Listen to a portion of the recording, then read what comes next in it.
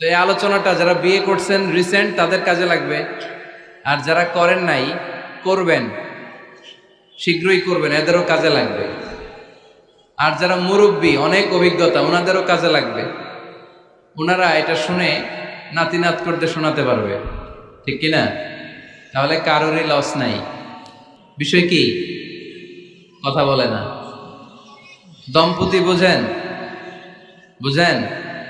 স্বামী আর স্ত্রী বানায় যেজন মিস্ত্রি, সে বড় আজব কারিগর ও মনরে সে বড় কঠিন কারিগর, ঠিক কিনা?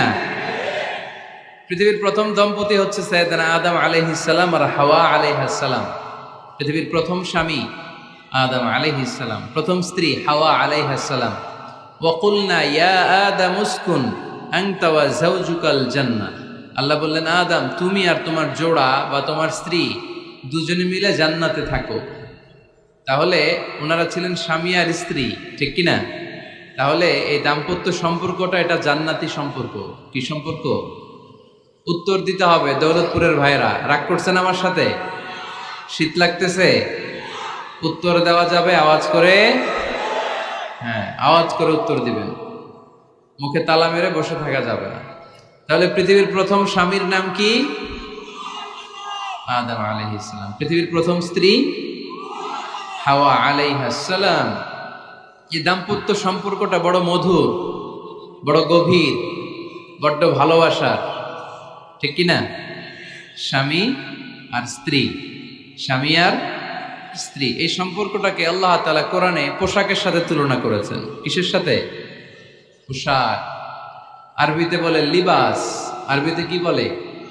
লিবাস। আল্লাহ বলেছেন, ও নারীরা তোমরা পুরুষদের জন্য পোশাক, আর ও পুরুষেরা তোমরা নারীদের জন্য পোশাক। পড়েন সুবহানাল্লাহ। পোশাকের বেসিকলি তিনটা কাজ। কয়টা? কেউ কথা কয় না, আরো জোরে বলেন কয়টা? এখন আওয়াজ আসলো কোত্থেকে? আওয়াজ করে উত্তর দিবেন, চিল্লায় বলেন পোশাকের কাজ কয়টা? এভাবে শেষ পর্যন্ত খোঁচায় যেন সাউন্ড বের করা না লাগে, স্বপ্রণোদিত ভাবে উত্তর করবেন, ক্লাসের মতো হোক। তিনটা কাজ। এক নম্বর কাজ হচ্ছে পোশাক ইজ্জতের আবরু, লজ্জাস্থান ঢেকে রাখে, ঠিক কিনা? আমাদের লজ্জাস্থান ঢেকে রেখেছে আমাদের পোশাক।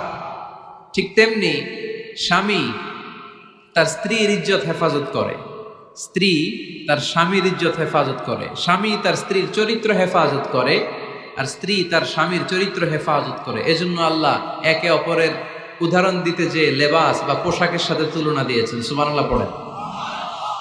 পোশাকের দুই নাম্বার কাজ হচ্ছে সৌন্দর্য। এই যে কত সুন্দর ডিজাইন করা, এমব্রয়ডারি করা পোশাক যখন আমরা পরি সুন্দর লাগে না? তেমনি পুরুষের চোখে নারী সুন্দর, নারীর চোখে পুরুষ সুন্দর, স্বামীর চোখে স্ত্রী সুন্দর, স্ত্রীর চোখে স্বামী সুন্দর। সুবহানাল্লাহ পড়েন। পোশাকের তিন নাম্বার কাজ হচ্ছে কমফোর্ট, আরাম দেয়া, প্রশান্তি দেয়া।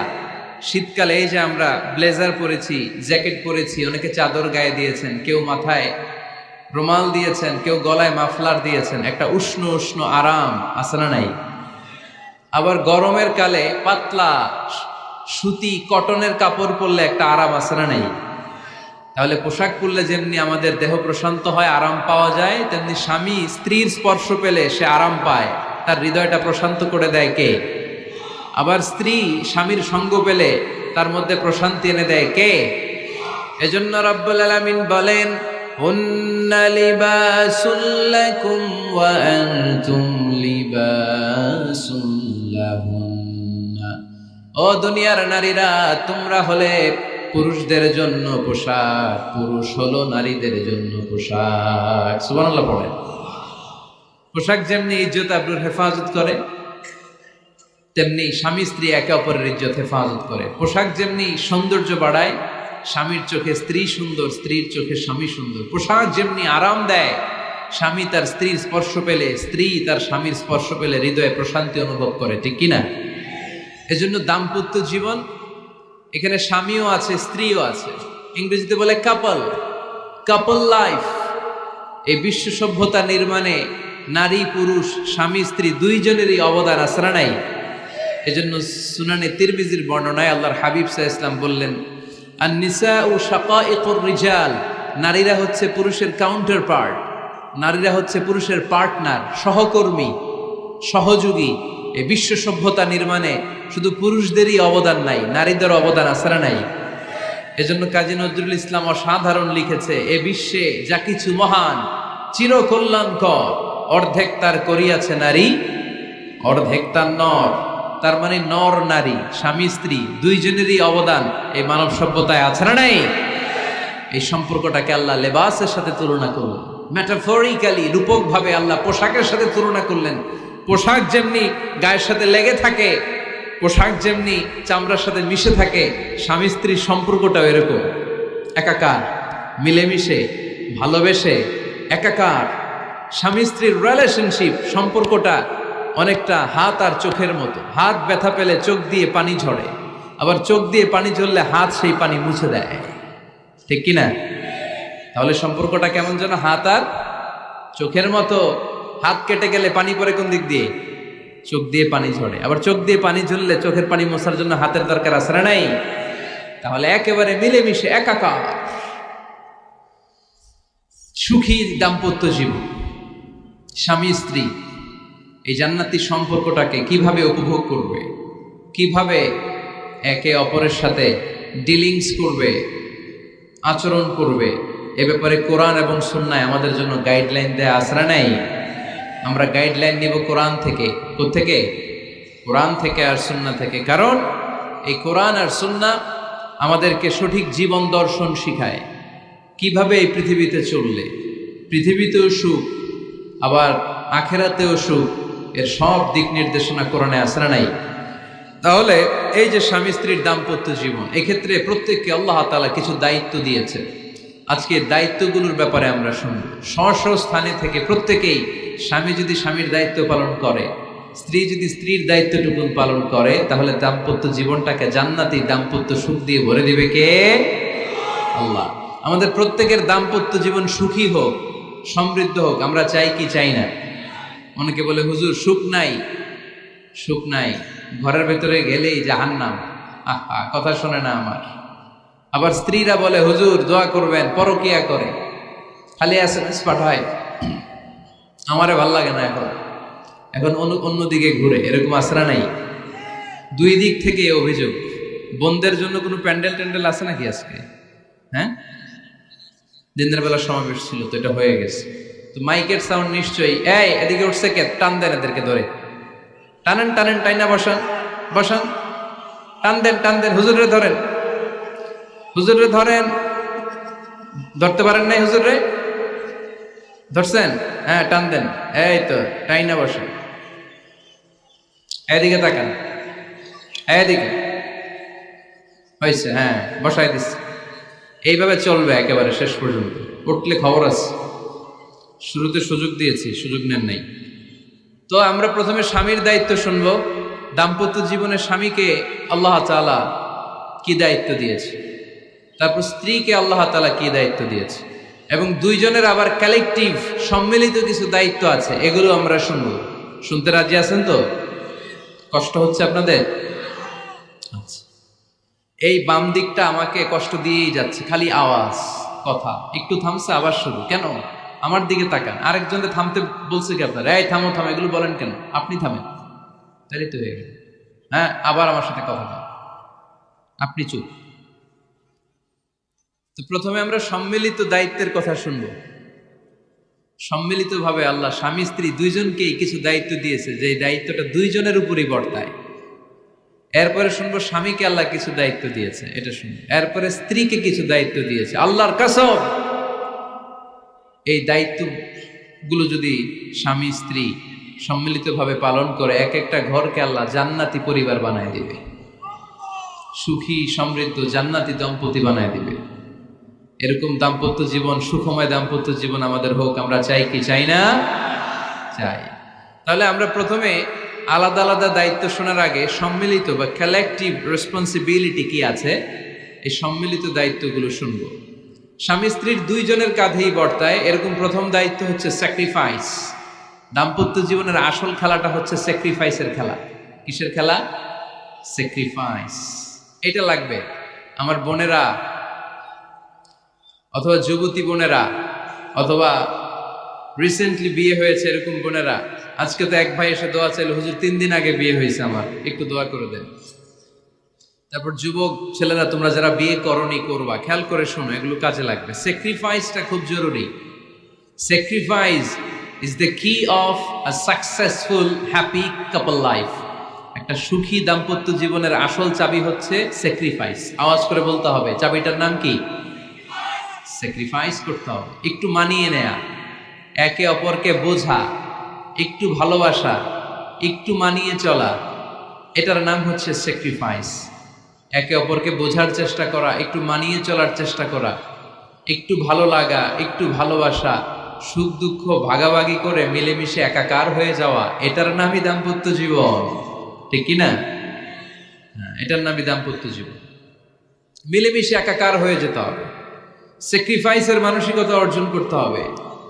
একে অপরের দোষ ধরলে চলবে না, কারণ no one is perfect in this life. আপনি যে আপনার বউয়ের দোষ ধরতেছেন, আপনার দোষ নাই? কথা বলেন না কেন? আপনারও দোষ আছে না নাই? তো লিস্ট দুই ভাবে করা যায়, একটা হচ্ছে দোষের লিস্ট, আর একটা হচ্ছে গুণের লিস্ট। দোষের লিস্ট বাদ দিয়ে দেন। আপনার স্ত্রীর মধ্যে আল্লাহ তাআলা কি কি গুণ দিয়েছে, এই গুণগুলোর লিস্ট করুন, দোষের লিস্ট নয়। দাম্পত্য জীবনটাই এমন, কখনো ঝগড়া, কখনো হাসাহাসি, কখনো মেঘ, কখনো বৃষ্টি, আছে না নাই? হয় না এরকম? আপস অ্যান্ড ডাউনস, মাঝে মাঝে একটু ঝগড়া, মাঝে মাঝে আবার ভালোবাসা, আবার খুনসুটি, এগুলো মিলেমিশে একাকার করে স্যাক্রিফাইস দিয়ে একে অপরকে জয় করে নিতে হয়। কারণ no one is perfect in this world. এই পৃথিবীতে কেউই পারফেক্ট না। আপনি আপনার বউয়ের দোষ খুঁজলে আপনারও দোষ আছে না নাই? কেউ দোষমুক্ত নয়। এজন্য দোষ না খুঁজে আমরা স্যাক্রিফাইস করব। দাম্পত্য জীবনের এটাকে সুখী সমৃদ্ধ করার 1 নাম্বার চাবিকাঠি হচ্ছে স্যাক্রিফাইস। তাহলে সুখী দাম্পত্য জীবনের 1 নাম্বার চাবির নাম কি? স্যাক্রিফাইস। চিল্লায় বলতে হবে, সেটা কি? তাহলে হাজব্যান্ড ওয়াইফ দুইজনেই স্যাক্রিফাইস করবেন। দাম্পত্য জীবনকে সুখী করার 2 নাম্বার কালেকটিভ ফর্মুলা হচ্ছে ঝগড়া করা যাবে না। ঝগড়া আপনারা করেন নাকি ভাবির সাথে? ভাবির সাথে ঝগড়া করেন কে কে? দেখি হাত তোলেন।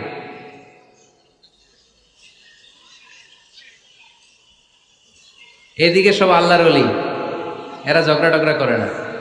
আপনি করেন? এই সাহসী সন্তান আছে কিছু, মাশাআল্লাহ। ঠিক আছে, বেশি করেন না আবার।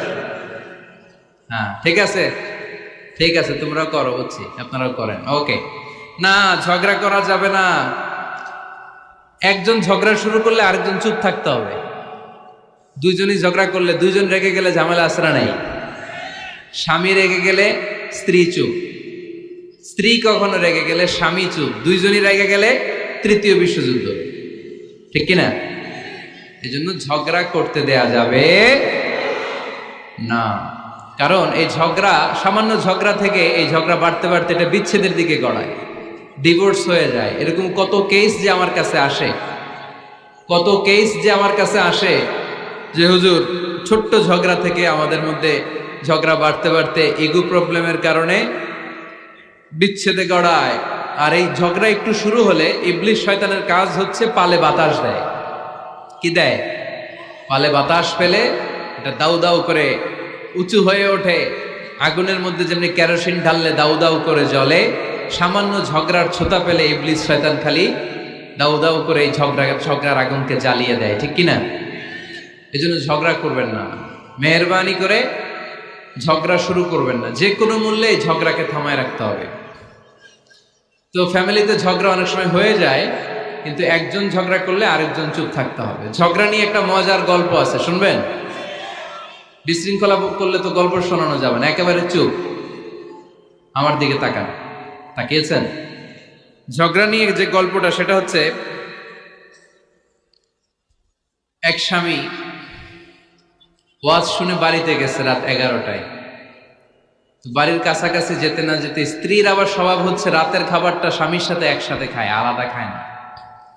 তো বাড়ির সামনে যেই স্বামী ফোন দিছে ওয়াইফকে, এই শুরু করার আগে দরজাটা খোলো, আমি চলে আসছি। তো ওয়াইফ এসে দরজা খুলে দিছে। এবার স্বামী ঘরে ঢুকে বলে, শুরু করার আগে রাতের খাবারটা দিয়ে দাও টেবিলে, খেয়ে ফেলে। স্ত্রী বেচারি ডাইনিং টেবিলে খাবার দিয়েছে, হাজব্যান্ড বেচারা ওয়াশরুম থেকে ফ্রেশ হয়ে ডাইনিং টেবিলে বসেছে, স্ত্রীও বসেছে, তো খুব বড্ড গরম। হাজব্যান্ড বলে শুরু করার আগে ফ্যানটা ছাড়। এইবার তো স্ত্রী বেচারি রেগে মেগে আগুন, কি আসার পর থেকে শুরু করার আগে কি শুরু করার আগে? হাজব্যান্ড বলে এই তো শুরু হয়ে গেল। মানে কি? ঝগড়া। মানে কি? ঝগড়া। প্রিয় ভাইয়েরা, ঝগড়া করবেন না। স্বামী রেগে গেলে স্ত্রী চুপ থাকবেন, স্ত্রী রেগে গেলে স্বামী চুপ থাকবেন। কারণ সহিহ মুসলিমে এসেছে, ইন্না ইবলিসা ইয়াদাউ আরশাহু আলাল মা। ইবলিস শয়তান তার সিংহাসন গেড়েছে সাগরের উপর। কোথায়? ইবলিসের সিংহাসন কোথায়? সাগরের উপর। সুম্মা ইয়াবআসু সারায়াহু, সে প্রতিদিন সকালবেলা তার সাঙ্গপাঙ্গরে গোটা পৃথিবীতে পাঠায়, যা পৃথিবীতে ফাসাদ সৃষ্টি কর। ইবলিস যখন সাঙ্গপাঙ্গদেরকে গোটা পৃথিবীতে ছড়িয়ে দেয়, সারাদিন ধোকা দেওয়ার পরে, ওয়াসওয়াসা দেওয়ার পরে, রাত্রিবেলা ইবলিসের কাছে ফিরে আসে, এসে বলে, ও ইবলিস, আমি আজকে আল্লাহর বান্দাদেরকে দিয়ে মিথ্যা কথা বলিয়েছি। ইবলিস বলে, এটা তো কোনো ব্যাপারই না, এগুলাই তো তোদের কাজ। আরেক শয়তান বলে, আমি ওজনে কম দিয়েছি একজনের মাধ্যমে বাজারে। ইবলিস বলে, এটাও তেমন বড় কোনো কাজ নয়। আরেকজন বলে, আমি সুদের ডিলিংস করিয়েছি। ইবলিস বলে, এটাও কোনো কাজ নয়। আরেক শয়তান বলে, আমি মদের আড্ডাখানায় নিয়ে মসজিদে যেতে নিয়েছিল, সেখান থেকে সরিয়ে মদের আড্ডাখানায় আল্লাহর বান্দাদেরকে নিয়েছি। ইবলিস বলে, এইটাও তেমন বড় কোনো কাজ নয়। আরেক শয়তান এসে বলে, মা তারাকতুহু হাত্তা ফাররাকতু বাইনাহু ওয়া বাইনা ইমরাআতিহি, আমি এক আল্লাহর বান্দার সাথে বান্দির ঝগড়া লাগিয়ে ঝগড়া করাতে করাতে তালাক পর্যন্ত নিয়ে গিয়েছি। মা তারাকতুহু হাত্তা ফাররাকতু বাইনাহু ওয়া বাইনা ইমরাআতিহি, আমি এক ইমানদার পরিবারকে ধ্বংসের শেষ প্রান্তে নিয়ে গিয়েছি। সামান্য ঝগড়ার পরে আমি ওয়াসওয়াসা দিতে দিতে ঝগড়া বাড়াতে বাড়াতে তালাক পর্যন্ত নিয়েছি। ইবলিস বলে, শাবাশ, তুই তো কাজের মতো কাজ করেছিস, আমার কাছে আয়, আমার কাঁধে ওঠ। ইবলিস তখন ওই শয়তানকে কাঁধে নিয়ে নাচতে শুরু করে। নাউজুবিল্লাহ পড়বেন না? এজন্য ইমানদারদের সংসার ভেঙে খান খান হোক, এটা হলে ইবলিস খুশি, আর ইমানদারের পরিবার টিকে থাকলে আমার আল্লাহ খুশি। আমরা কার খুশি চাই? এজন্য শয়তানরে খুশি হতে দেয়া যাবে না। ইমানদারদের পরিবারগুলো ঝগড়ার মাধ্যমে ভেঙে যাক, সব সময় শয়তানের মিশন এটা। আর ইমানদারদের পরিবারগুলো টিকে থাক, এটা আমার আল্লাহ সব সময় চায়। সুবহানাল্লাহ পড়েন। এজন্য দৌলতপুরের ভাইরা ঝগড়া করবেন না। ঝগড়া কিন্তু নবী রাসূলদের পরিবারেও ছিল, আল্লাহ রাসূল সাল্লাল্লাহু আলাইহি ওয়াসাল্লামের পরিবারেও ঝগড়া ছিল। এটা স্বাভাবিক। দাম্পত্য জীবনের খুব সিম্পল ইস্যু। একজন রাগ করলে আরেকজন থেমে যাবে। পারবেন? কি হলো, পারবেন না? আল্লাহর হাবিব সাল্লাল্লাহু আলাইহি ওয়াসাল্লামের সাথে আম্মা জান আয়েশার ঝগড়া হতো। মজার একটা হাদিস শুনে, সহিহ বুখারীর হাদিস, মুসনাদ আহমদ ইবনে হাম্বলও এসেছে এই হাদিসটা। আম্মা জান আয়েশার সাথে ঝগড়ার পর আম্মা জান আয়েশাও রাগ, আল্লাহ রাসূল সাল্লাল্লাহু আলাইহি ওয়াসাল্লামও রাগ। এখন রাগ মিটানোর দরকার আছে না নাই? আল্লাহ রাসূল সাল্লাল্লাহু আলাইহি ওয়াসাল্লাম বললেন, আয়েশা চলো মিটমাট করে ফেলি। সুবহানাল্লাহ কইবেন না? চলো মিটমাট করি। মিটমাটের জন্য ওমর রে ডাকি। আম্মা জান আয়েশা বলে, না, ওমর গলিফ, ওমর খুব মেজাজওয়ালা, আমার ডর লাগে। তোমার আব্বারে ডাকি। আব্বারে ডাকেন, আব্বারে ডাকেন। খুশি হয়ে গেছেন আম্মা জান আয়েশা রাদিয়াল্লাহু। আবু বকর রাদিয়াল্লাহু চলে আসলেন, দাঁড়ালেন। এবার বিষ্ণু সাল্লাল্লাহু আলাইহি ওয়াসাল্লাম বললেন, তাতাকাল্লিমিন আও আতাকাল্লাম, কি ঘটছে আমাদের মাঝে, তুমি বলবা না আমি বলবো? আম্মা জান আয়েশা বললেন, তাতাকাল্লামু আনতা ওয়ালা তাকুল ইল্লা হাক্কান, আপনিই বলেন, তবে সত্য ছাড়া মিথ্যা বলেন না। আবু বকর রাদিয়াল্লাহু তাআলা আনহু শুনে রেগে গেলেন, কি এ কেমন কথা তোমার? নবীকে উদ্দেশ্য করে তুমি বলছো সত্য ছাড়া মিথ্যা বলবেন না, নবী কখনো মিথ্যা বলবে নাকি? রেগে মেয়ের গায়ে মেরেছে এক চোর খেয়ে আম্মা জান আয়েশা উল্টে পড়ে গেলেন। সাইয়েদনা আবু বকর রাদিয়াল্লাহু তাআলা আনহু রেগে গড়গড় করতে লাগলেন, আবার মারার জন্য উদ্যত হলেন। আম্মা জান আয়েশা রাদিয়াল্লাহু তাআলা আনহু বাঁচার জন্য এবার বিশ্বনবীর পিছনে যে আশ্রয় নিলেন। সুবহানাল্লাহ পড়বেন না?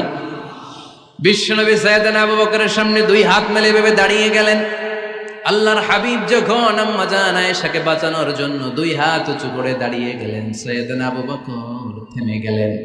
সাইয়েদনা আবু বকর এই পরিস্থিতি দেখে ঘর থেকে বের হয়ে ঘরের বাইরে দাঁড়ালেন। এবার আল্লাহ রাসূল সাল্লাল্লাহু আলাইহি ওয়াসাল্লাম আম্মা জান আয়েশাকে তুললেন, বললেন, ইয়া আয়েশা কাইফা রাআইতিনি আনকাসতুকি মিনার রাজুল, দেখলা নাকি কেমন করে আমি তোমার বাবার হাত থেকে তোমারে বাঁচালাম। আজকে আমি যদি সামনে দাঁড়িয়ে না বাঁচাতাম, তোমার বাবা তোমারে একেবারে মেরেই ফেলতো। সুবহানাল্লাহ পড়ে। দেখছো আয়েশা, আমি বাঁচাইলাম তোমারে, আমার সাথে ঝগড়া করো, আমি বাঁচাইলাম। এই কথা শুনে আম্মা জান আয়েশা রাদিয়াল্লাহু তাআলা লজ্জায় পড়ে হেসে দিলেন। সুবহানাল্লাহ পড়বেন না? এত আস্তে সুবহানাল্লাহ। লজ্জায় হেসে দিলেন। বিষ্ণু সাল্লাল্লাহু আলাইহি ওয়াসাল্লাম এবার হেসে দিলেন। দুইজনের হাসাহাসি শুনে বাইরে থেকে আবু বকর রাদিয়াল্লাহু তাআলা আনহু হাসির আওয়াজ শুনে অবাক, কি রে এতক্ষণ যুদ্ধ, এখন আবার হাসি কেন? হাসে দেখার জন্য সাইয়েদনা আবু বকর রাদিয়াল্লাহু তাআলা আনহু ঘরের ভেতরে ঢুকলেন। ঢুকে দেখেন আম্মা জান আয়েশাও হাসে, বিশ্বনবীও হাসে, সাইয়েদনা আবু বকর হেসে দিলেন। আরশের উপর থেকে খুশি হয়ে গেলেন কে? এবার সাইয়েদনা আবু বকর বলেন, ইয়া রাসূলুল্লাহ, ইয়া হাবিবাল্লাহ, আশরিকানি ফি সিলমিকুমা কামা আশরাকতুমানি ফি হারবিকুমা। নবী গো, আপনাদের দুইজনের মধ্যে যুদ্ধ লাগলে যেমনি মিটমাট করার জন্য আপনি আমারে ডাকেন, আপনাদের এই আনন্দ ঘন মুহূর্তগুলোতে শরীক হওয়ার জন্য মাঝে মাঝে আমারে ডাইকে। সুবহানাল্লাহ পড়ো। আপনাদের মধ্যে যুদ্ধ লাগলে সন্ধি করার জন্য যেমনি আমারে ডাকেন, আপনারা যখন আনন্দ ঘন পরিবেশ এরকম খুনসুটি করেন, হাসাহাসিতে মেতে ওঠেন, তখন একটু আমারে রাইখেন। সুবহানাল্লাহ পড়বেন না? দেখেন আল্লাহ রাসূল সাল্লাল্লাহু আলাইহি ওয়াসাল্লাম পৃথিবীর সবচেয়ে শ্রেষ্ঠতম মানুষ, উনাদের পরিবারেও ঝগড়া হতো, কিন্তু এই ঝগড়া কোনোদিন তালাক পর্যন্ত গিয়েছে? কথা বলেন না কেন? আল্লাহর হাবিব সাল্লাল্লাহু আলাইহি ওয়াসাল্লাম তার কোন স্ত্রীকে তালাক দিয়েছেন? প্রায় আম্মা জান আয়েশার সাথে রাগারাগি হতো। আল্লাহর হাবিব সাল্লাল্লাহু আলাইহি ওয়াসাল্লাম বলতেন, আয়েশা কখন তুমি রেগে থাকো সেটাও আমি জানি, কখন তুমি আমার উপর খুশি থাকো সেটাও আমি জানি। ইয়া আয়েশা ইন্নী লা আ'লামু ইযা কুনতি আন্নী রাদিয়া ওয়া ইযা কুনতি আলাইয়া গাদবা। আয়েশা কখন রেগে থাকো তাও বুঝি, কখন খুশি থাকো তাও বুঝি। আম্মা জান আয়েশা বললেন, ইয়া রাসূলুল্লাহ কেমনে বোঝেন? বিষ্ণুই বললেন, তোমার দোয়ার বাক্যগুলো শোনো বুঝি। যখন তুমি আমার উপরে খুশি থাকো তখন দোয়ার সময় তুমি এভাবে বলো, ওয়া রব্বি মুহাম্মদ, ও মুহাম্মাদের রব, আপনি আমাদের সব গুনাহ মাফ করে দেন।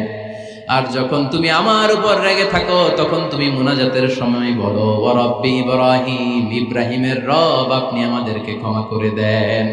তার মানে যখন তুমি রেগে থাকো তখন দোয়ার সময় আমার নামটা মুখে নিতে চাও না। সুবহানাল্লাহ পড়েন। তখন তুমি দোয়ার সময় অন্য নবীর নাম নাও। আম্মা জান আয়েশা বললেন, ইয়া রাসূলুল্লাহ মা আহাজুরু ইল্লা ইসমাক, আমি তো শুধু নামটাই সরাই, আমার মুখ থেকে কেবল আপনার নামটাই সরায় রাখি, আমার হৃদয় থেকে কখনো আপনারে সরাতে পারি না। আমার হৃদয় জুড়ে আপনি, মা আহাজুরু ইল্লা ইসমাক, নবী হে, আমি শুধু দোয়ার সময় রাগের মাথায় আপনার নামটা বাদ দেই, হৃদয় থেকে তো আপনারে বাদ দিতে পারি না। সুবহানাল্লাহ বলবেন না? তার মানে নবীদের ফ্যামিলি তো ঝগড়া এগুলো হতো, কিন্তু এটা তালাক পর্যন্ত গড়াতো না, ঠিক কিনা? তাহলে এখন থেকে আমাদের এই স্লোগান নিতে হবে যে ঝগড়া করলেও আমরা ডিভোর্সের দিকে যাব না। পারা যাবে? আর একজন রেগে গেলে আরেকজনকে চুপ থাকতে হবে। ভাবি রেগে গেলে আপনি চুপ, পারবেন? পারবেন না? ইনশাআল্লাহ। এই যারা বিয়ে করে না এরা ইনশাআল্লাহ, আর বাকিরা চুপচাপ। আওয়াজ করে পড়েন না ইনশাআল্লাহ। তাহলে প্রথমে স্যাক্রিফাইস, তারপর ঝগড়া করা যাবে না। 3 নাম্বার, দাম্পত্য জীবনের কোনো গোপন কথা অন্যের কাছে শেয়ার করা যাবে না। হাদিসে এসেছে, এটাকে বলা হয়েছে আ'যামুল আমানা, এটা সবচেয়ে বড় আমানত। যারা দাম্পত্য জীবনের একান্ত বিষয় কারোর সাথে শেয়ার করে তারা সবচেয়ে বড় কবিরা গুনাহ করে। আশারুন নাস বলেছেন বিশ্বনবী এদেরকে, সবচেয়ে নিকৃষ্ট মানুষ। ইয়াউমাল কিয়ামাতি মানজিলাতান, আল্লাহর কাছে কিয়ামতের দিন সবচাইতে নিকৃষ্ট হয়ে দাঁড়াবে ওই দম্পতি, ওই নারী কিংবা ওই পুরুষ, তুফদি ইলা যাওজিহি ওয়া ইউফদি ইলা যাওজিহা সুম্মা ইউনশিরু সিররাহা। তারা একান্ত সময়ে ফিজিক্যাল ইন্টিমেসিতে যা করে এটা পরে মানুষের কাছে বলে বেড়ায়, এরকম আছে না নাই? খবরদার, এটা বড় কবিরা গুনাহ। অনেক বোনরা একসাথে হলে দাম্পত্য জীবনের বিভিন্ন গোপন বিষয় নিয়ে কথা বলে, আছে না নাই? অনেক পুরুষরা একে অপরের সাথে, বন্ধুদের সাথে বিভিন্ন বিষয় নিয়ে শেয়ার করে, এটা এমন ওইটা এমন, এগুলো বলা যাবে? আসিবাউ হারাম। দাম্পত্য জীবনের সব বিষয়, স্বামীর সব বিষয় স্ত্রীর কাছে আমানত, স্ত্রীর সব বিষয় স্বামীর কাছে আমানত রেখেছে কে? দাম্পত্য জীবনের এই প্রাইভেট লাইফের কোনো কিছু কিয়ামত পর্যন্ত অন্যের কাছে প্রকাশ করাকে হারাম ঘোষণা করে দিয়েছে কে? এজন্য খবরদার আমার বোনেরা, একসাথে মহিলারা হলে পেটের কথা পিঠের কথা সব বের করে দেয়, আসরা নাই কিছু থাকে না, সব বের হয়ে যায়। খবরদার, সব বললেও দাম্পত্য জীবনের কোনো কথা শেয়ার করা যাবে। আমার ভাইয়েরা খবরদার, আপনাদের দাম্পত্য জীবনের কোনো কথা আপনার বন্ধুর সাথে শেয়ার করতে পারবেন না। এগুলো ফ্যামিলি শান্তি নষ্ট করে, দাম্পত্য জীবনের সুখকে নষ্ট করে। তাহলে 3 নাম্বার, প্রাইভেসি বজায় রাখবেন, এটা দুজনেরই দায়িত্ব। 4 নাম্বার, অহেতুক সন্দেহ পরিহার করুন।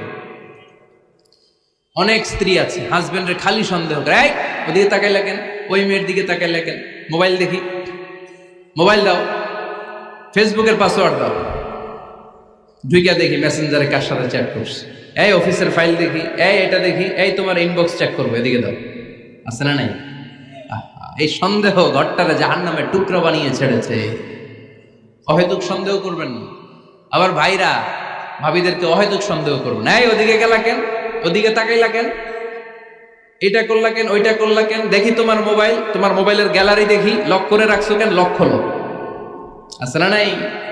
অহেতুক সন্দেহ ফ্যামিলিটারে জাহান্নামের টুকরা বানিয়ে দেয়। হ্যাঁ, ভ্যালিড কোনো অপরাধ যদি স্বামী করে ফেলে, ভ্যালিড কোনো অপরাধ যদি স্ত্রী করে ফেলে, পরকীয়ার কোনো বিষয় যদি প্রমাণিত হয়, বসেন, কনসাল্ট করেন, একে অপরের সাথে কথা বলেন, জিজ্ঞেস করেন। কিন্তু অহেতুক, আমি অনেক ফ্যামিলি এরকম দেখেছি, আমার কিছু বন্ধুকেও আমি দেখেছি যে এদের অবস্থা খুব খারাপ, খালি সন্দেহ করে, আছে না নাই? সন্দেহের রোগটা বড় রোগ, এই রোগ থেকে বেরিয়ে আসতে হবে, অহেতুক সন্দেহ করা যাবে না। 5 নাম্বার, হাজব্যান্ড ওয়াইফের দায়িত্ব হচ্ছে একে অপরের সহযোগী হতে হবে, সহকর্মী। আল্লাহর জান্নাত পাওয়ার ক্ষেত্রে একে অপরের সহযোগী। আপনি একা জান্নাতে যাবেন, ভাবি জাহান্নামে, এটা আপনি চান?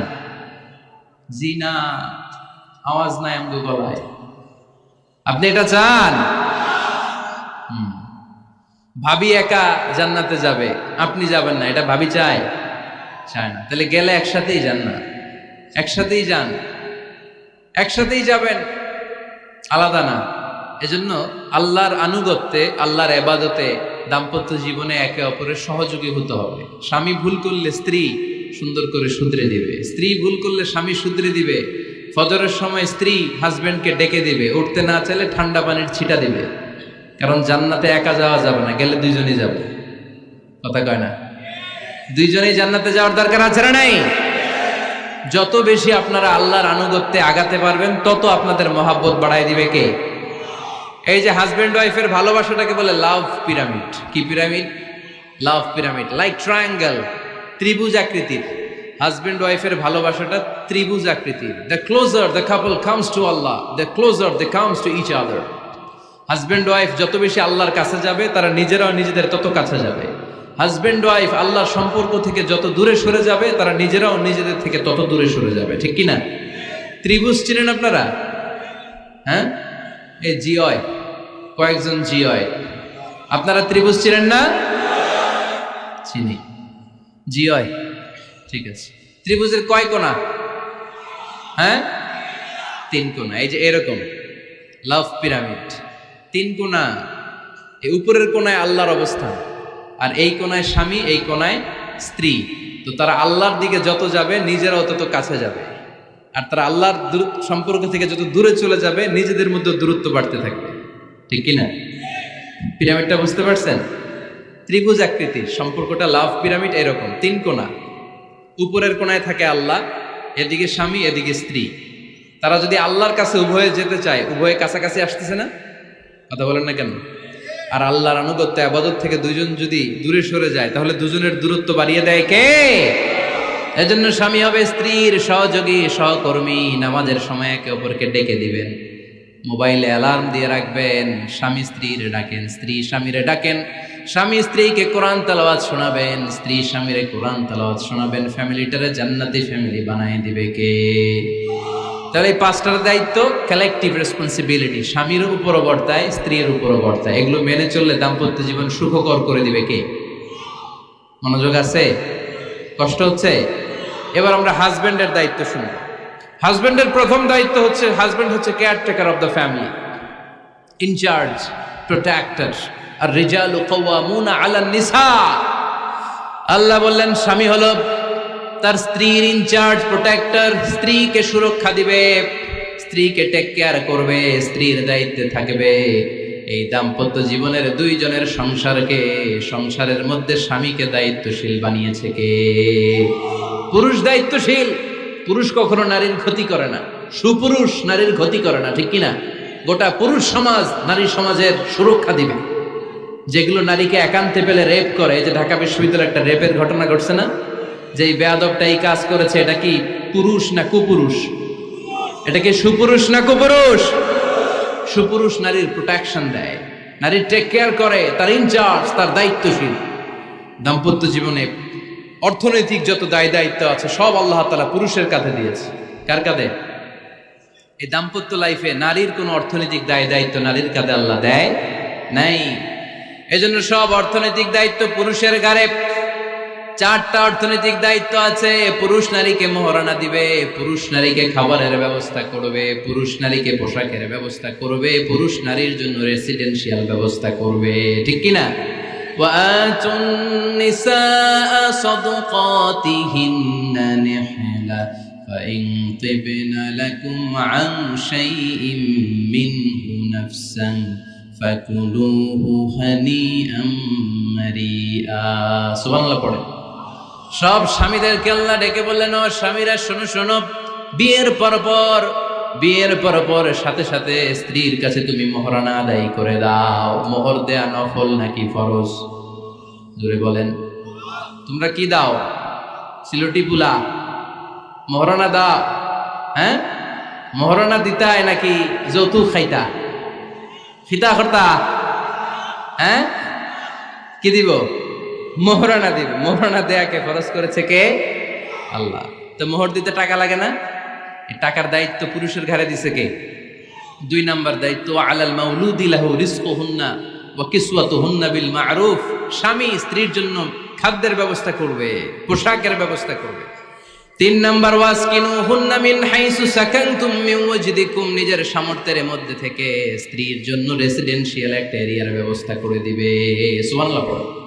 তাহলে অর্থনৈতিক দায়িত্বের মধ্যে 4টা: মোহরানা দেয়া, মিলস খাবারের ব্যবস্থা করা, মানে ফুডিং এন্ড ক্লোথিং, পোশাকের ব্যবস্থা করা, সর্বশেষ রেসিডেন্সিয়াল ব্যবস্থা করা। এই যে অর্থনৈতিক সব দায়িত্ব, খরচ যেখানেই আছে, সব দায়িত্বগুলো পুরুষের কাঁধে দিল কে? চিল্লায় বলেন কে? খরচের সবকিছু আল্লাহ তাআলা পুরুষের কাঁধে দিয়েছে। এটা হচ্ছে পুরুষের ফিনান্সিয়াল দায়িত্ব। এবার দাম্পত্য জীবনে পুরুষের নন ফিনান্সিয়াল কিছু দায়িত্ব আল্লাহ তাআলা দিয়েছে, এগুলো আমরা শুনি। এদিকে ওঠাওটি করলেন কে কে দেখি? আটকান, এদেরকে আটকান, ধরেন ধরেন, এদেরকে ধরেন। হ্যাঁ, কে হইছে? শেষ করে দিব তো? খিতা হইতা? হ্যাঁ, জোরে মাতো। চলবে চলবে? হ্যাঁ, তাকবীর পড়েন তো দেখি। যারা চলবে বলতেছেন লিল্লাহে তাকবীর।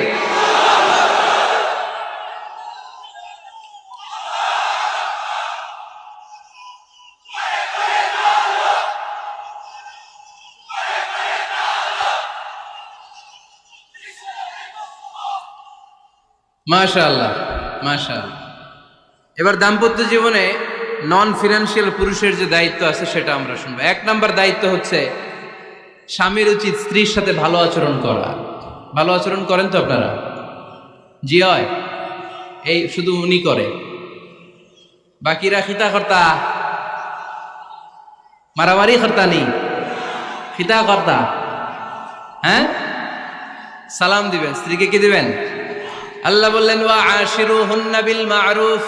স্ত্রীর সাথে কোমল ভাষায়, ভালো শব্দে, ভালো বাক্যে ভালো কথা বলো। স্ত্রীর সাথে খারাপ আচরণ করো না। স্ত্রীকে দেখলে তুমি মুচকি হাসি দাও। অনেক স্বামী আছে কখনো স্ত্রীকে দেখলে মুচকি হাসি দেয় না, চেহারাটা বাংলা পাসের মতো এরকম করে রাখে, আছে না নাই? দৌলতপুরের লোকের অবশ্য অনেক ভালো, এই যে সবার মুখে হাসি, মুচকি হাসি। হাসেন তো, মুচকি হাসি দেন তো একটা। আওয়াজ করলে মুচকি হাসি হয় নাকি? এটা মুচকি হাসি, দাঁত দেখা যাবে না, সাউন্ড হবে না, শুধু এখানে একটু এক চিলতে হাসির একটা ঝলক করবে, এটার বলে মুচকি হাসি। কানা রাসূলুল্লাহি সাল্লাল্লাহু আলাইহি ওয়াসাল্লাম আকসারু তাবাসসুমান, আল্লাহর হাবিব সাল্লাল্লাহু আলাইহি ওয়াসাল্লাম সব সময় মুচকি হাসতেন। অনেকে আছে চেহারা গোমরা করে রাখে, জীবনেও হাসে না, এরকম আছে না নাই? দেখছেন এরকম আছে? এই এলাকায় তো নাই না? আছে। হাসবেন, হাসবেন। মুচকি হাসতে পয়সা লাগে না, পয়সা লাগে, এজন্য হাসবেন। আল্লাহর হাবিব সাল্লাল্লাহু আলাইহি ওয়াসাল্লাম বলেছেন ফাস্তাউসু বিন-নিসাই খায়রা, নারীর সাথে ভালো আচরণ করো। নারীদেরকে বাঁকা পাঁজরের হাড় দিয়ে তৈরি করা হয়েছে। এই হাড়কে সোজা করতে গেলে ভেঙে যাবে, রেখে দিলে বাঁকাই থেকে যাবে। তো কি করতে হবে? ফাস্তাউসু বিন-নিসাই খায়রা, কোমল আচরণ করো। আবার আল্লাহর হাবিব সাল্লাল্লাহু আলাইহি ওয়াসাল্লাম বললেন রিফকাম বিল কাওয়ারিদ, নারীদেরকে কাচের তৈজসপত্র বাসনের সাথে, গ্লাসের সাথে আল্লাহর হাবিব সাল্লাল্লাহু আলাইহি ওয়াসাল্লাম তুলনা করলেন। কাচের তৈজসপত্র, কাচের গ্লাস, কাচের প্লেট যেমনি আস্তে তুলতে হয়, আস্তে রাখতে হয়, নারীদের সাথে এরকম কোমল আচরণ করার আদেশ দিয়েছে কে? কাচের গ্লাস, তৈজসপত্র, জগ কিভাবে রাখেন আপনারা? খুব জোরে এরকম থপাস করে নাকি? উঠানোর সময় থপাস করে উঠান? খুব স্মুথলি এটা ধরতে হয়, স্মুথলি এটা রাখতে হয়। তেমনি নারীদের সাথেও স্মুথলি আচরণ করবেন। নারীদেরকে যত আপনি কোমল মোলায়েম ভাষায় কথা বলতে পারবেন, তারা তত আপনার কথা শুনবে। যত সুন্দর সুন্দর কথা, নারীকে, স্ত্রীকে বলবেন তুমি আমার সব, তুমি আমার কৈতরী, তুমি আমার টুনটুনি, তুমি আমার ময়না পাখি, তুমি আমার সোনা পাখি। ওই যে কয় কলিজা, তার মানে প্র্যাকটিস চলে বাসায়। আর কি ডাকেন? ভাবিরে কি ডাকেন বলেন? জান।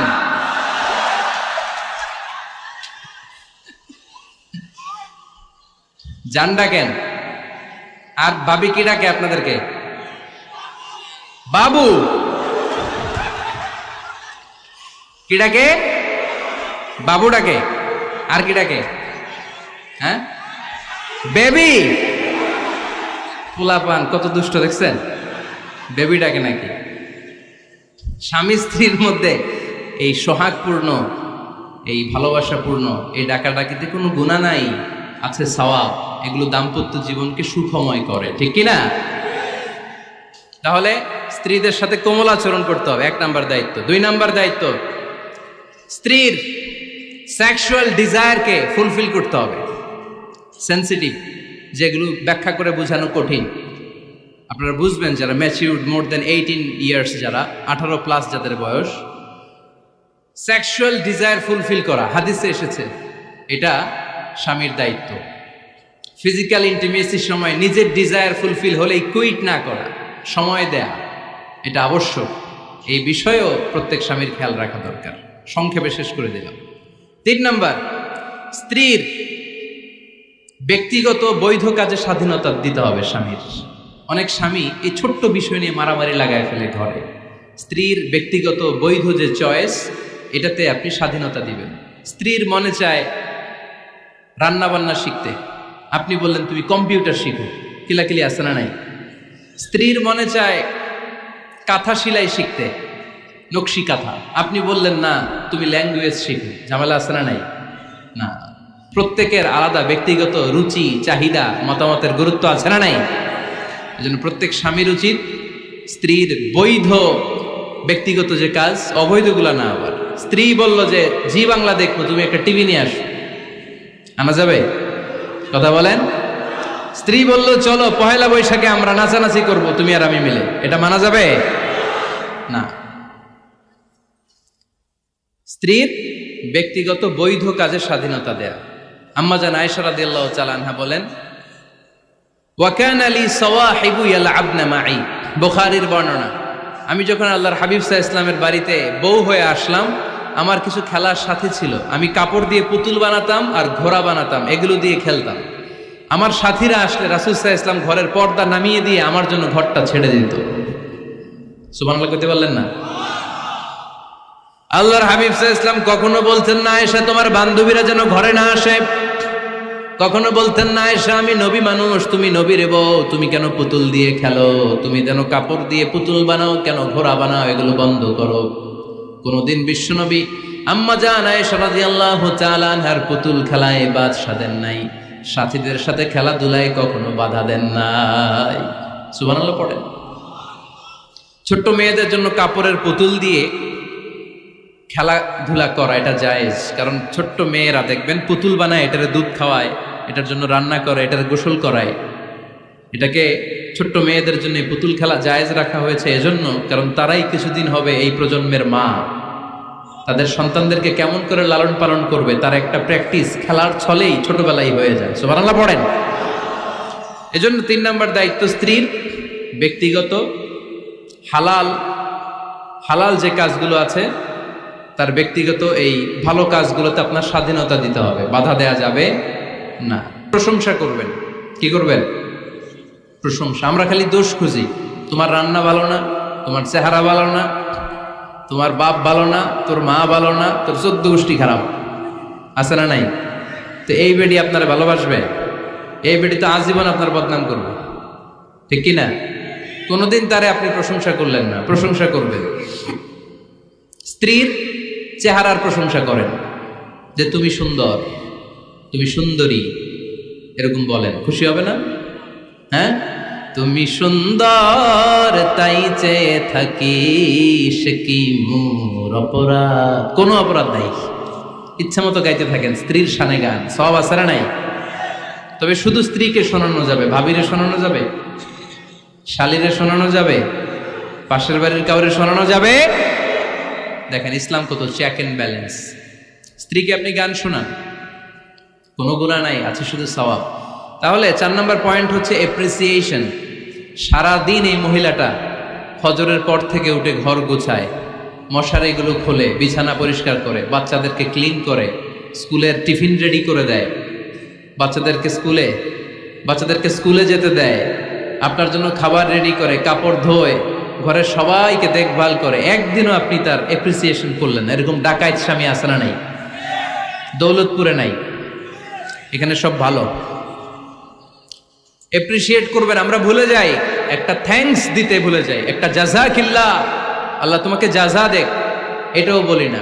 এদিকে তাকান, বলবেন তুমি সুন্দরী, তুমি অনন্যা, তুমি সুস্নিগ্ধা, তুমি প্রিয়ংবদা, তুমি সুহাসিনী, তুমি সুকেশিনী, তুমি সুভাষিনী, তুমি অসূর্যম পোষ্যা, মেঘে কালো কেশ, কাজল কালো চুল, হরিণের মতো ডাগর ডাগর দুটি তোমার চোখ।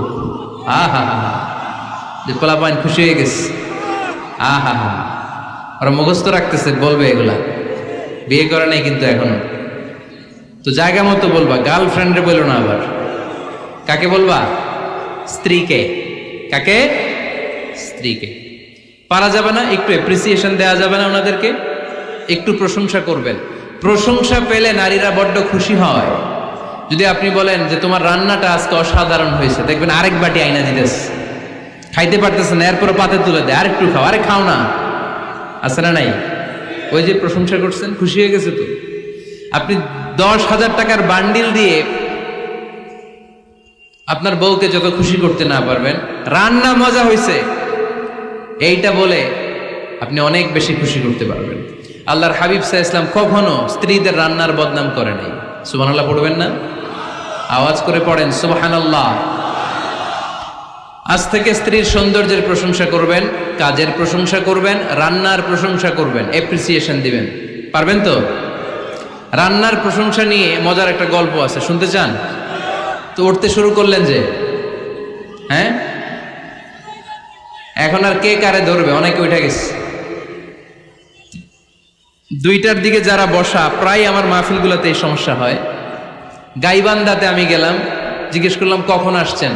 কয় ফজর পরে আসছেন। তো ফজর পরে আসছেন, এত আগে আসছেন কেন? কয় জায়গা পাবো না এই জন্য। লক্ষ লক্ষ মানুষ, কে কাকে নিয়ন্ত্রণ করবে? লক্ষ লক্ষ মানুষ। আমার জীবনে এত বড় প্যান্ডেল আমি কথা বলি নাই। এরা সকাল থেকে বসে আছে, পেশাব আটকে রাখছে, এটা ক্ষতিকর না? এরা আজহারিকে দেখার পরে এরপরে ওঠা আরম্ভ করছে, দেখাইছি, কয় দেখে গেছি হুজুর, এরপরে চলে যাচ্ছে। তা আপনাদেরও কি অবস্থা এরকম? হ্যাঁ, আচ্ছা ঠিক আছে। তো রান্নার প্রশংসা নিয়ে যে মজার গল্পটা আপনাদের শোনাতে চাই, এদিকে তাকান, মনোযোগী হন। আমার ওয়াজ শুনে এক লোক মনে মনে নিয়ত করছে যে আয়রে, জীবনে তো রান্নার প্রশংসা করলাম না, আজকে রান্নার প্রশংসা করব। তো মাহফিল শেষে বাসায় গেছে, স্ত্রী তাকে খাবার দিয়েছে, স্বামী খাবার খায় আর মিটি মিটি হাসে। স্ত্রী বলে, এই মাহফিল শুনে আসছো, রাত বাজে 12টা, খাচ্ছ ভালো কথা, হাসো কেন? তো স্বামী বলে, হাসি এর কারণ হচ্ছে তোমার রান্নাটা আজকে এত মজা হয়েছে না জীবনে, আজকে বাড়াই বাড়াই কইতেছে তো, জীবনে এত মজার রান্না খাই নাই, রান্না মজা হয়েছে শুই না। স্ত্রী তো রেগে গেছে, কি গত 10 বছর ধরে তোমার রান্না করে খাওয়াই, একদিনও রান্নার প্রশংসা করলা না, আর আজকে পাশের ঘরের ভাবি একটু গরুর গোশতের তরকারি পাঠাইছিল বাটিতে করে, পাশের ঘরের ভাবি একটু আমাদের বাড়িতে তরকারি পাঠাইছিল, তো ওই তরকারি দিয়েই তোমাকে খাবার দিছে, আজকে রান্না টান্না আমি করি নাই। তো ওই বেটির রান্না তোমার এত ভাল লাগছে, এই 10 বছরে একদিনও কইলা না, আজকে এটা কইলা, খাও খাও, তোমার মজার খাও, আর রান্ধুম না। তো প্রশংসা করলে বুঝে শুনে করবেন, একটু এনশিওর হবেন যে রান্নাটা করছিল কে, তা না হইলে কিন্তু ঘরে চুলায় আগুন জ্বলবে না, টানার রোজা রাখা লাগবে, ঠিক কিনা? তো 4 নাম্বার গেল এপ্রিসিয়েশন, একটু এপ্রিসিয়েশন দিবেন। আল্লাহর হাবিব সব সময় স্ত্রীদের প্রশংসা করতেন। সেই বুখারীর বর্ণনা, আল্লাহর হাবিব বলেন, ইন্না ফাদলা আয়েশা আলান নিসা কাফাদলি সারিদ আলা সাইরিত তাআম। আরব ভূখণ্ডের মধ্যে সব খাবারের উপরে সারিদ খাবার যেমনি সেরা, দুনিয়ার সব নারীদের মধ্যে আমার আয়েশা তেমনি সেরা। সারিদ একটা খাবার আছে। আমি যখন মিশরে পড়তাম আল আজহার ইউনিভার্সিটিতে, আমাদের ইউনিভার্সিটিতে সরকারের পক্ষ থেকে সরকারিভাবে খাবার দেয়া হতো। আমাদের খাবারের খরচ বহন করতেন ওমানের সুলতান কাবুস। এই গত 3-4 দিন আগে ইন্তেকাল করেছেন, নাম শুনছেন আপনারা? প্রায় 40 বছরেরও বেশি মনে হয়, 45 বছর বা 50 বছরের লম্বা সময় উনি ওমানের প্রেসিডেন্ট ছিলেন। উনি আমাদের খাবারের খরচটা বহন করতেন। কিছুদিন আগে ইন্তেকাল করেছেন। আমরা ওনার জন্য দোয়া করি, আল্লাহ তাআলা এই সুলতান কাবুসের জীবনের গুনাহগুলো মাফ করে নিক, ওনার সমস্ত খেদমত আল্লাহ কবুল করে নিক। তো আমাদের আল আজহার ইউনিভার্সিটির হোস্টেলে ঈদের দিন একটা খাবার দিত, এটার নাম ছিল সারিদ। রুটি আর গোশত এগুলোকে ম্যাশড করে একটা স্তর বানাতো, এটা কেটে কেটে আমাদেরকে দিত, এটাকে বলে সারিদ। আরব দেশে সবচেয়ে দামি খাবার। আমাদের দেশে যেমনি পোলাও, গরুর রেজালা, রোস্ট, এগুলো খুব উন্নত খাবার ধরা হয়, বিয়েতে সার্ভ করা হয়। আরব দেশে ওইটাকে বলে সারিদ, শ্রেষ্ঠ খাবার। আল্লাহর হাবিব বললেন, সব খাবারের মধ্যে যেমনি সারিদ সেরা, নারীকুলের মধ্যে তেমনি আমার আয়েশা সেরা। দেখেন কেমনে এপ্রিসিয়েট করতেন। আম্মা জান আয়েশাকে তিনি সব সময় আদর করে হামায়রা বলে ডাকতেন। হামায়রা মানে লাল সুন্দরী বউ। কি সুন্দরী? আম্মা জান আয়েশা রেগে গেলে গাল দুটো আনার ফলের মতো লাল হয়ে যেত, এজন্য ডাকতেন, ও আমার লাল সুন্দরী বউ। সুবহানাল্লাহ কইতে পারলেন না? আবার আম্মাজান খাদিজাতুল কুবরা তাহেরা রাদিয়াল্লাহু তাআলা আনহার ব্যাপারে বলতেন, ইন্নী ক্বাদ রুজিকতু হুব্বাহা। সহিহ মুসলিমের বর্ণনায় তিনি বলতেন, খাদিজার ভালোবাসা আল্লাহ তাআলা আমার হৃদয়ে রিজিক হিসেবে দিয়েছে। আওয়াজ করে পড়েন আল্লাহু আকবার। তো এইজন্য এপ্রিসিয়েট করবেন। 5 নাম্বার হচ্ছে আপনার ভালোবাসা স্ত্রীকে প্রকাশ করুন। এক ছাদের নিচে আজীবন বসবাস, 20 বছর হয়ে গেছে এদের সংসার, একদিনও মুখ ফুটে বলতে পারে নাই তোমারে ভালোবাসি। পারছেন? হ্যাঁ, কে কে পারছেন? দেখে হাত তোলেন। হাত অর্ধেক তুলে আবার নামায়, ভেজাল আছে, ঠিক কিনা? ভালোবাসি বলছিলেন? কারে বলছিলেন? ভাবিকে না গার্লফ্রেন্ডকে? হ্যাঁ, স্ত্রীকে বলবেন। নিজের স্ত্রীকে বলবেন আই লাভ ইউ। কি বলবেন? কথা বুঝে না বোধহয়। কি বলবেন? সবাই বলেন, কি বলবেন? মুরব্বী একজনও কয় না, কয় এতদিন কইছি না, অহনো কম না। তিরমিজির বর্ণনা দেখেন, বিশ্বনবী যে আই লাভ ইউ বলতো তার দলিল শুনেন। সাহাবারা জিজ্ঞেস করলেন, ইয়া রাসূলুল্লাহ, মান আহাব্বুন নাসি ইলাইক, ও নবী কারে সবচেয়ে বেশি ভালোবাসেন? Who do you love the most? নবী কাকে সবচেয়ে বেশি লাভ করেন আপনি? সাহাবারা প্রশ্ন করলেন, এ রাসূলুল্লাহ, কাকে লাভ করেন বেশি? আল্লাহর হাবিব সাল্লাল্লাহু আলাইহি ওয়াসাল্লাম বললেন, আয়েশা রে। সুবহানাল্লাহ কইবেন না? সাহাবারা বললেন, ওমিনার রিজাল, পুরুষদের মধ্যে কারে বেশি পছন্দ করেন? বিশ্বনবী বললেন, আবুহা, আয়েশার বাবা রে। সাইয়েদনা আয়েশা রাদিয়াল্লাহু তাআলা আনহার বাবার নাম কি? আবু বকর। কি নাম? আবু বকর। আল্লাহর হাবিব সাল্লাল্লাহু আলাইহি ওয়াসাল্লাম বললেন, সবচেয়ে বেশি লাভ করি আয়েশাকে। সাহাবারা বললেন, ওমিনার রিজাল, পুরুষদের মধ্যে কারে বেশি লাভ করেন? আল্লাহর হাবিব সাল্লাল্লাহু আলাইহি ওয়াসাল্লাম বললেন, আয়েশার বাবা রে। সুবহানাল্লাহ পড়েন। আম্মা জান আয়েশাকে বিশ্বনবী এত ভালোবাসতেন। আম্মা জান আয়েশা পেয়ালার যেইখানে ঠোঁট লাগিয়ে দুধ পান করতেন, বিশ্বনবী পেয়ালার ওই জায়গাটা খুঁজে খুঁজে ওই জায়গায় ঠোঁট লাগিয়ে দুধ পান করতেন। আম্মা জান আয়েশা রাদিয়াল্লাহু তাআলা না গোশত খেয়ে হাড্ডি চষে হাড্ডিটা রেখে দিলে বিশ্বনবী আম্মা জান আয়েশার চষা হাড্ডিটা মুখে নিয়ে আবার চষতে শুরু করে দিতেন। পড়েন সুবহানাল্লাহ। দুইজন একসাথে এক বালতি থেকে পানি নিয়ে গোসল করতেন। পড়েন আল্লাহু আকবার। তাহলে এভাবে ভালোবাসা প্রকাশ করতে পারবেন তো? 6 নাম্বার স্বামীর দায়িত্ব হচ্ছে গৃহস্থলী ছোটখাটো যে কাজ আছে এই কাজগুলোতে হেল্প করা। আমরা অনেক সময় এগুলোর লজ্জা মনে করি। আল্লাহর হাবিব সাল্লাল্লাহু আলাইহি ওয়াসাল্লাম আমাদের মডেল। আল্লাহর হাবিব সাল্লাল্লাহু আলাইহি ওয়াসাল্লাম ঘরের কাজে সাহায্য করতেন। আপনারা এইভাবে ওটা শুরু করলেন? হ্যাঁ, বউকা বসেন বসেন বসেন, শেষ করে দিচ্ছি, আর 10 মিনিট বসেন। আল্লাহর হাবিব সাল্লাল্লাহু আলাইহি সাল্লাম ঘরের কাজে সাহায্য করতেন। আপনারা ঘরের কাজে সাহায্য করেন তো? আম্মা জান আয়েশা বলেন, বিশ্বনবী নিজ হাতে জুতা সেলাই করেছেন, নিজ হাতে জামা সেলাই করেছেন। মুসনাদে আহমদ ইবনে হাম্বলের বর্ণনা, আল্লাহর রাসূল সাল্লাল্লাহু আলাইহি ওয়াসাল্লাম দুধ খেতে মন চাইলে নিজ হাতে ছাগলের দুধ দহন করেছেন। সুবহানাল্লাহ। নিজে আটার খামির বানাতেন, আম্মা জান আয়েশা চুলায় সেকা দিতেন। আবার আম্মা জান আয়েশা রাদিয়াল্লাহু তাআলা আনহা আটার খামির বানাতেন, বিশ্বনবী এটা চুলায় সেকা দিতেন। সুবহানাল্লাহ পড়েন। দুধ খেতে চাইলে নিজ হাতে বিশ্বনবী ছাগির ওলান থেকে দুধ দহন করে আম্মা জান আয়েশার কাছে এনে দিয়ে দিতেন। সুবহানাল্লাহ পড়েন। তাহলে ঘরের কাজে সহায়তা করবেন, ঘরের কাজে সহায়তা। 7 নাম্বার হালাল এন্টারটেইনমেন্ট, হালাল বিনোদন, এটা ইসলাম জায়েজ রেখেছে। অনেকে আমরা বিনোদনটাকে হারাম মনে করি, এরকম আছে না নাই? হ্যাঁ, বিনোদন 2 ধরনের, একটা হারাম এন্টারটেইনমেন্ট আর একটা হচ্ছে হালাল এন্টারটেইনমেন্ট। আম্মা জান আয়েশা রাদিয়াল্লাহু তাআলা আনহাকে নিয়ে মরুভূমিতে দৌড়াদৌড়ি করতেন। ভাবির সাথে দৌড়াদৌড়ি করছেন কারা কারা? দেখি হাত তোলেন। হ্যাঁ, দৌড়াদৌড়ি করছেন কোথায়? যৌতুকের লাগে হেতেরে দৌড়াইছেন? হেতি বাসাল্লাই দিছে দৌড়, এই দৌড়াদৌড়ি না। আম্মা জান আয়েশা রাদিয়াল্লাহু তাআলা আনহার সাথে বিশ্বনবী মরুভূমিতে দৌড়াদৌড়ি করেছেন। বলেছেন, আয়েশা দেখো কে কার আগে ওই খেজুর বাগান ধরতে পারে, তুমি আগে না আমি আগে।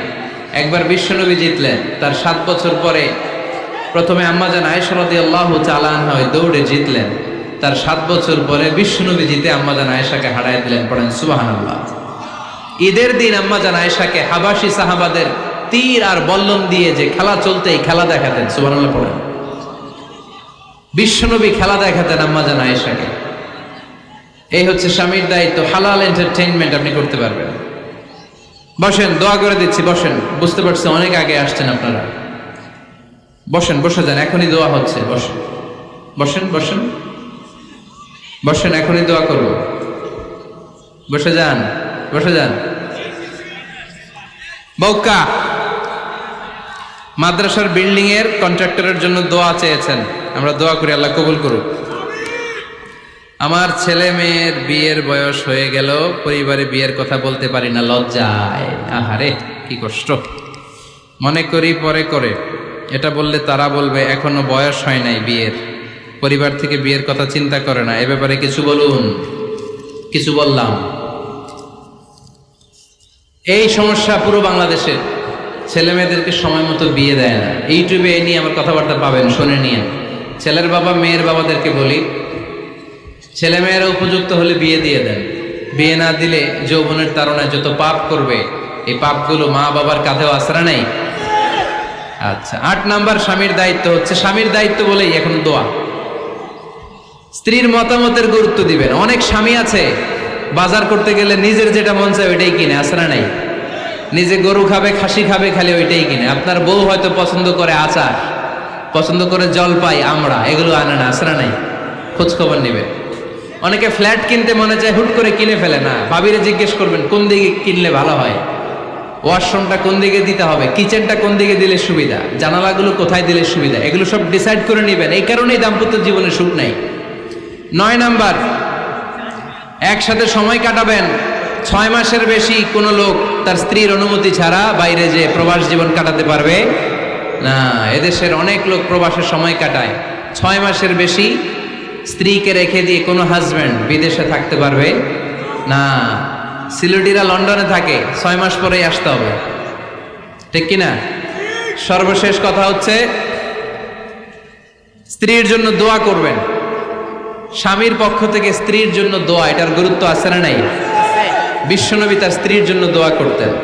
স্ত্রীর জন্য দোয়া করবেন, রব্বানা হাব লানা মিন আজওয়াজিনা ওয়া যুররিয়াতিনা কুররাতা আ'য়ুন ওয়াজআলনা লিল মুত্তাকিনা ইমামা। ও আল্লাহ, আমার স্ত্রীদেরকে, আমার সন্তানদেরকে আমার চক্ষু শীতলকারী বানিয়ে দেন। পড়েন আমিন। আল্লাহ আমার স্ত্রীকে এমন বানান, স্ত্রীকে দেখলেই যেন আমার হৃদয়টা প্রশান্ত হয়, আমার চোখ যেন জুড়িয়ে যায়। এই 10টা দায়িত্ব স্বামীর সুখী দাম্পত্য জীবনের জন্য। স্ত্রীর দায়িত্ব আজকে বলার সুযোগ হলো না, অন্য কোথাও অন্য কোনো মাহফিলে এই বিষয় নিয়ে আলোচনা করব, যে একটা সুখী দাম্পত্য জীবনের জন্য স্ত্রীকে আল্লাহ কি দায়িত্ব দিয়েছে। এই দায়িত্বগুলো আপনারা ইউটিউব থেকে শুনে নেবেন। আপনারা সবাই ভালো থাকুন, সুস্থ থাকুন, সুন্দর থাকুন।